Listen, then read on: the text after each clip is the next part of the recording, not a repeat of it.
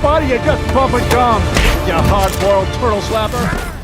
Hello friends, welcome back to our channel. तो भाई लोग, Nicolas Cage finally Amazon Prime की live action spider noir series के साथ आ चुके हैं और बहुत सारे फैंस पहली बार इस कैरेक्टर के बारे में जान रहे हैं। लेकिन सवाल ये है कि स्पाइडर नोवार असल में है कौन, मार्वल कॉमिक्स में उसकी ओरिजिन क्या थी, वो नॉर्मल पीटर पार्कर से कितना अलग है, और सबसे इम्पोर्टेंट बात, नई सीरीज कॉमिक्स को कितना फॉलो करती है। तो भाई लोग, आज हम स्पाइडर नोवार की कंप्लीट हिस्ट्री को एक्सप्लोर करेंगे, उसकी कॉमिक ओरिजिन, उसका मल्टीवर्स सफर और वो बड़े चेंजेस जो अमेजन की सीरीज ने कैरेक्टर में किए हैं। तो चलो बिना देर के वीडियो स्टार्ट करते हैं। क्या क्या तुम चाहते थे कि मैं एंटीडोट अंदर ले आऊं? पागल हो गए हो क्या? सही कहा। दोस्तों, स्पाइडर नोवार ने अपनी पहली अपीयरेंस फरवरी 2009 में स्पाइडरमैन नोवार इशू 1 कॉमिक के थ्रू की थी। इस कैरेक्टर को राइटर डेविड हाइन और फैब्रिस सेपोल्स्की ने क्रिएट किया था, जबकि आर्ट वर्क कैरमाइन और मार्को ने हैंडल किया था। और फिर ये स्पाइडरमैन मार्वल के मेन यूनिवर्स का हिस्सा नहीं था, बल्कि ये अर्थ 90214 नाम की रियलिटी में एग्जिस्ट करता है, जिसे अक्सर अर्थ नोवार भी कहा जाता है। दोस्तों, ये दुनिया क्लासिक नोवार डिटेक्टिव स्टोरीज से इंस्पायर्ड है और इसकी सेटिंग 1930s के ग्रेट डिप्रेशन एरा की है। दोस्तों, इस यूनिवर्स का न्यूयॉर्क हमारे फैमिलियर मार्वल न्यूयॉर्क से बिल्कुल अलग है। यहाँ हर तरफ क्राइम है, पॉलिटिशियंस करप्ट है, गैंगस्टर्स और क्राइम बॉसेस शहर को शैडो से कंट्रोल करते हैं, और फिर यहाँ लॉ और जस्टिस सिर्फ नाम की चीजें लगती है। और इसी डेंजरस दुनिया के बीच रहता है पीटर पार्कर। इस रियलिटी में पीटर एक स्ट्रगलिंग स्टूडेंट है जो मुश्किल से अपनी लाइफ चला रहा है। वहीं उसके अंकल बेन वर्ल्ड वॉर 1 में पायलट रह चुके हैं और पीटर एक बेटर फ्यूचर का सपना देखता है। लेकिन दोस्तों, पैसों की कमी की वजह से वो यूनिवर्सिटी अफोर्ड नहीं कर पाता, इसीलिए वो डेली ब्यूगल के लिए फोटो जर्नलिस्ट का काम करता है, जहां रिपोर्टर बेन यूरिक उसका मेंटोर है। अब एक दिन पीटर न्यूयॉर्क के क्रिमिनल अंडरवर्ल्ड की इन्वेस्टिगेशन करते हुए एक शॉकिंग सच जान लेता है कि उसके अंकल बेन की डेथ कोई एक्सीडेंट नहीं थी, बल्कि उनका मर्डर हुआ था। और दोस्तों, इस मर्डर के पीछे था न्यूयॉर्क का सबसे powerful crime boss Norman Osborne. लेकिन ये वो नॉर्मन ऑसबॉर्न नहीं है जिसे हम ग्रीन गॉब्लिन के नाम से जानते हैं, बल्कि अर्थ नोवार में नॉर्मन ऑसबॉर्न को लोग सिंपली गॉब्लिन कहते हैं, एक रूथलेस गैंगस्टर जो पूरे शहर के क्राइम नेटवर्क को कंट्रोल करता है। और फिर जब पीटर को पता चलता है कि गॉब्लिन उसके अंकल की डेथ के लिए रिस्पॉन्सिबल है, तो यहाँ उसके अंदर रिवेंज की आग जल उठती है। वहीं फिर आता है दिसंबर 1932। पीटर एक वेयरहाउस में चोरी हुए आर्टिफैक्ट्स की इन्वेस्टिगेशन कर रहा होता है। तब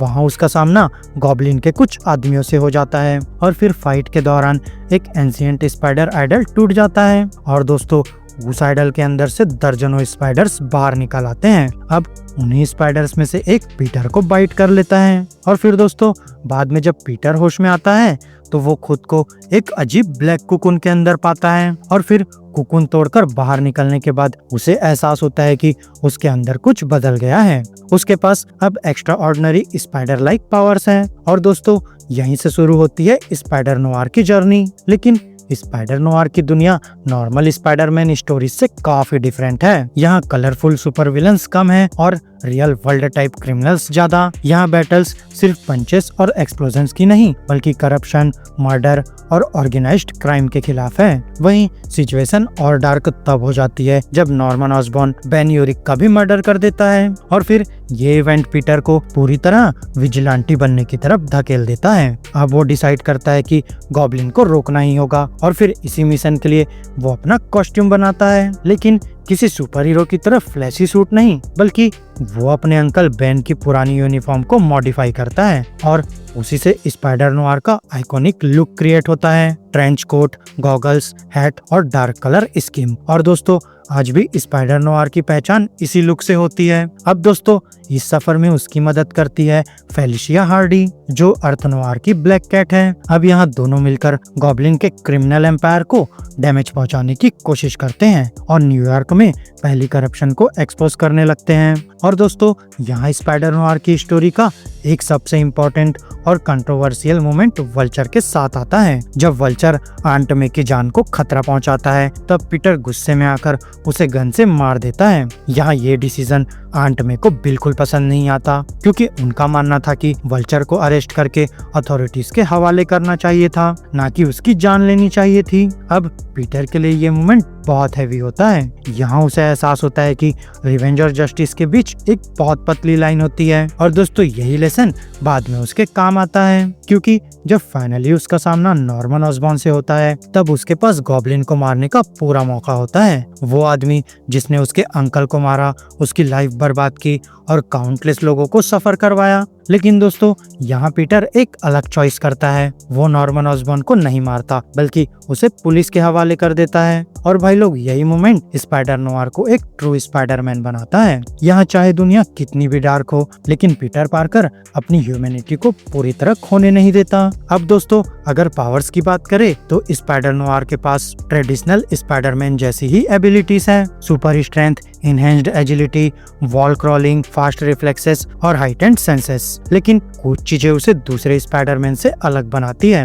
और सबसे पहली है उसकी डिटेक्टिव स्किल्स। क्योंकि वो एक इन्वेस्टिगेट जर्नलिस्ट है, इसलिए वो सिर्फ पावर्स पर डिपेंड नहीं करता बल्कि इन्वेस्टिगेशन, सर्विलियंस और इंटेलिजेंस गैदरिंग उसकी स्ट्रेंथ का बड़ा हिस्सा है। वहीं फिर दूसरी चीज है उसका फायर आर्म यूज करना। दोस्तों नॉर्मल स्पाइडरमैन गन को टच भी नहीं करेगा, लेकिन स्पाइडर नोआर एक ऐसी दुनिया में रहता है जहां क्रिमिनल्स हेवीली आर्मर्ड होते हैं। इसी वजह से वो गन्स कैरी करने से नहीं डरता, और ये उसके कैरेक्टर को और भी यूनिक बना देता है। वहीं फिर कॉमिक्स में पॉपुलैरिटी बढ़ने के बाद स्पाइडर नोआर मार्वल के कई बड़े मल्टीवर्स इवेंट्स का हिस्सा बना। यहाँ सबसे इम्पोर्टेंट था 2014 का स्पाइडर वर्स इवेंट। और दोस्तों यहीं पर पहली बार मार्वल ने मल्टीवर्स के काउंटलेस स्पाइडर हीरोज को एक साथ लाया था, जिसमें थे Peter Parker, miles Morales, spider Gwen, Spiderman 2099 और स्पाइडर नोआर। यहाँ सबको मिलाकर इनहेरिटर्स नाम के डेंजरस विलेंस को रोकना था, जो अलग अलग यूनिवर्सेस में जाकर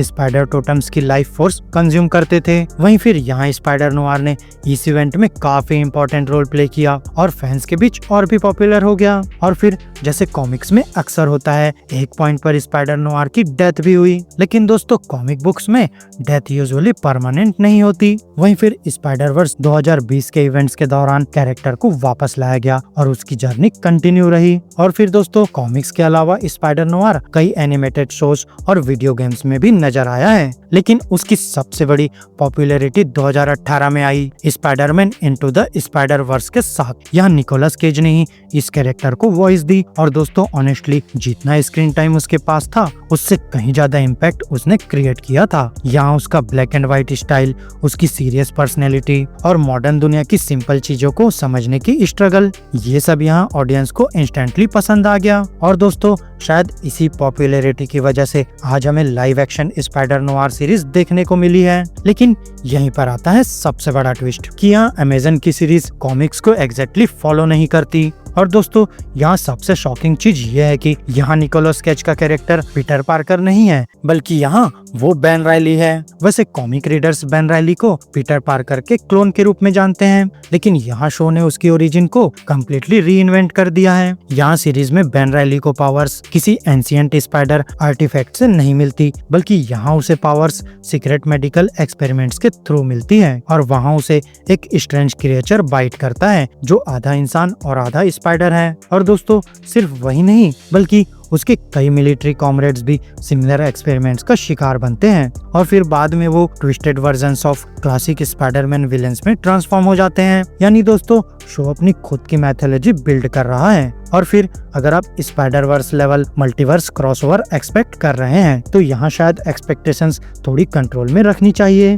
क्योंकि सीरीज ज्यादा फोकस एक ग्राउंडेड नोआर डिटेक्टिव स्टोरी पर करती है। और दोस्तों ऑनेस्टली वही स्पाइडर नोआर की असली स्ट्रेंथ भी है, क्योंकि यहाँ वो सिर्फ एक स्पाइडरमैन नहीं है, बल्कि वो डिटेक्टिव है, वो विजिलेंटी है और एक सर्वाइवर है जो मार्वल मल्टीवर्स के सबसे डार्क कॉर्नर में जस्टिस ढूंढने की कोशिश करता है। और दोस्तों इसी वजह से स्पाइडर नोआर आज भी स्पाइडरमैन के सबसे यूनिक वर्जन्स में से एक माना जाता है। और फिर अब लाइव एक्शन सीरीज के साथ एक नई जनरेशन भी इस डार्क और फैसिनेटिंग कैरेक्टर को डिस्कवर कर चुकी है। तो फ्रेंड्स, मेरी आज की इस वीडियो में बस इतना ही। आपको हमारी ये वीडियो कैसी लगी अपने थॉट्स कमेंट बॉक्स में शेयर कर सकते हैं। और अगर ये वीडियो अच्छी लगी हो तो वीडियो को लाइक करो, चैनल को सब्सक्राइब करो और ऐसे ही लेटेस्ट कंटेंट के लिए बेल आइकन जरूर प्रेस कर लो। और हाँ दोस्तों, साथ में वीडियो को हाइप करना मत भूलना। तो अब मैं मिलूंगा आपसे अपनी नेक्स्ट वीडियो में, तब तक के लिए स्टे geeky, स्टे देसी दोस्तों। Where I go, the wind follows. And the wind, it smells like rain.